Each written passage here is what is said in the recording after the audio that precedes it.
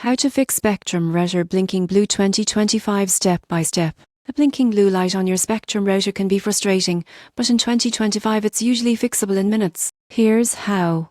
Step 1. Check your internet connection. Most people get this wrong. They immediately assume hardware failure, but often it's a temporary service issue.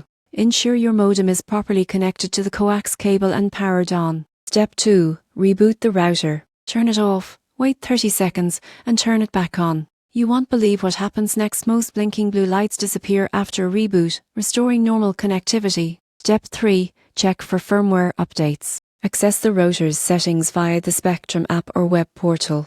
Outdated firmware can cause connectivity issues, and updating often resolves them. Step 4. Verify Wi-Fi settings. Interference or channel conflicts can trigger blinking lights. Move the router away from other electronics and adjust settings if needed. If problems persist, contact Spectrum support to check for outages or hardware replacement. Following these steps often restores your connection without a technician visit. The surprising truth is that a blinking blue light isn't usually a major issue. It's often a simple fix that keeps your home network running smoothly without stress or delay.